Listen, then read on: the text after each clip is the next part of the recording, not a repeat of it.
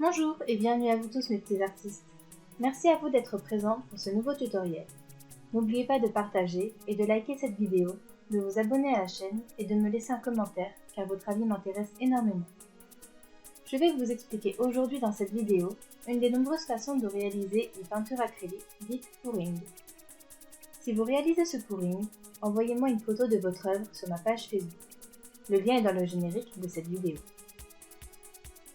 Pour pouvoir réaliser ce pouring, il vous faudra un petit marteau, une bâche de protection, des gants de ménage, une toile de 40 cm par 50 cm, des clés de tension pour châssis, du ruban de masquage, une pince, des punaises mémo, des gobelets plastiques, des bâtonnets en bois, de la peinture acrylique, de l'additif pour peinture acrylique, de l'eau, de l'huile de silicone, une petite pipette, un couteau à palette, du film alimentaire, un petit chalumeau à pâtisserie.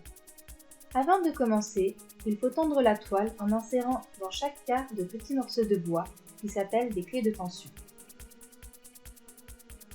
Les clés de tension sont au nombre de 8 généralement. 2 clés sont donc insérées dans chaque quart intérieur de la toile, en les tapotant légèrement avec un petit marteau. Il faut impérativement mettre ces clés avant de peindre, afin que la toile soit suffisamment tendue.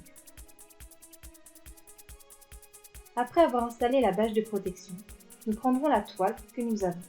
Ici, nous utiliserons une toile de 40 cm par 50 cm et nous collerons du ruban de masquage sur tout le contour intérieur de la toile afin que cette dernière ne soit pas tachée par d'éventuelles coulures de peinture.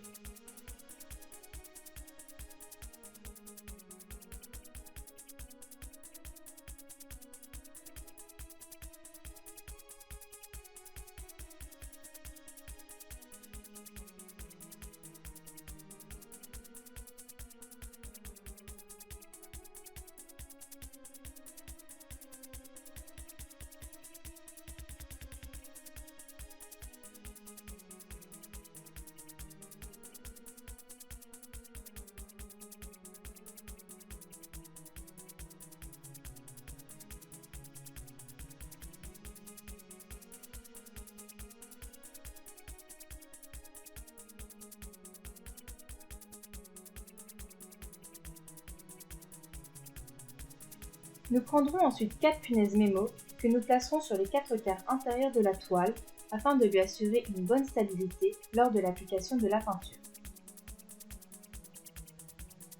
Personnellement, j'utilise une pince à dénuder les fils électriques pour enfoncer les punaises mémo, pour ne pas se blesser le doigt lors du placement de ces dernières.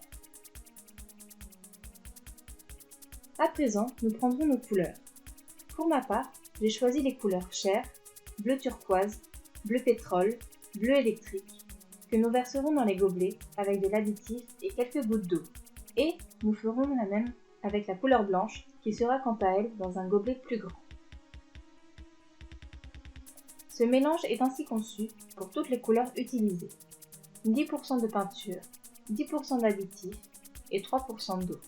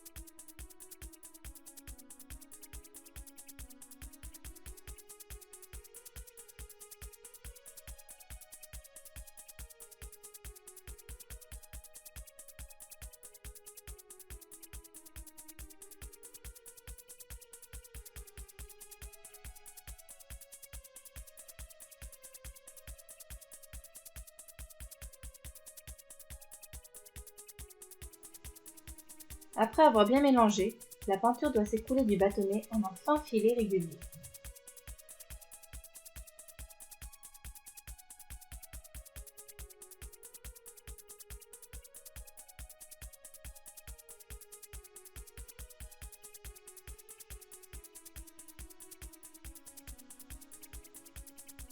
Nous ajouterons ensuite 4 gouttes d'huile de silicone dans chacune des couleurs que nous avons choisies: la chair, le bleu turquoise, le bleu pétrole et le bleu électrique.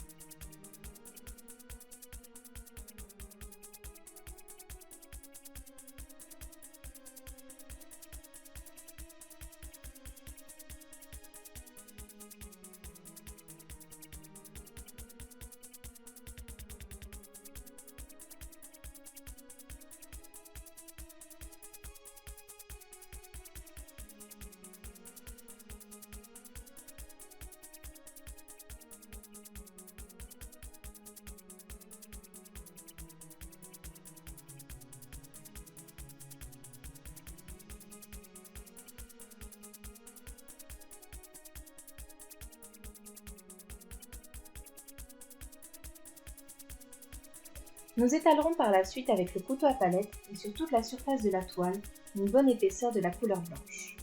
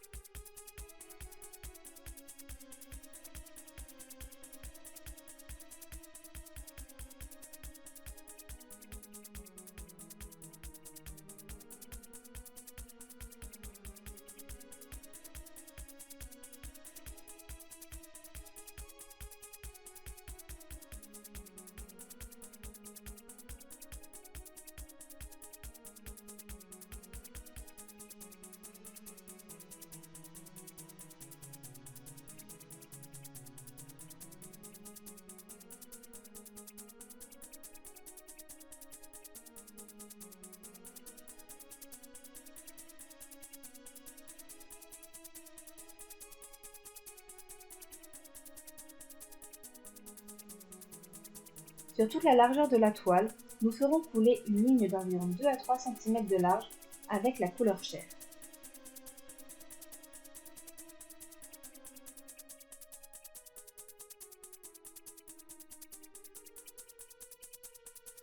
Nous pouvons constater que cette couleur s'étale énormément. Les autres couleurs feront pareil.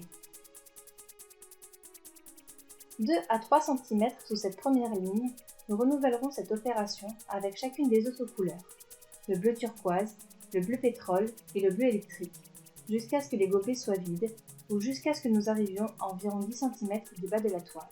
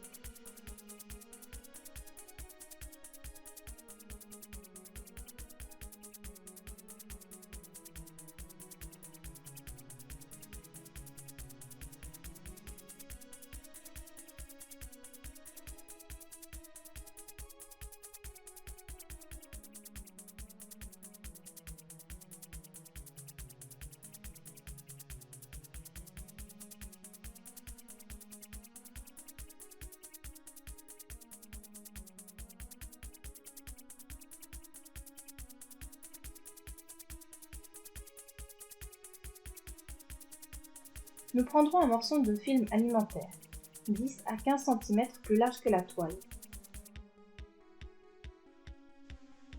Nous le placerons ensuite sur le bord haut de la toile.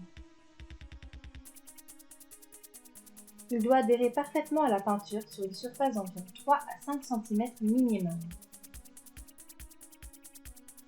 Ensuite, nous tirerons ce dernier doucement et surtout sans appuyer dessus, en évitant bien sûr que le film alimentaire ne se sépare des côtés de la toile, et ce, jusqu'au bas de cette dernière.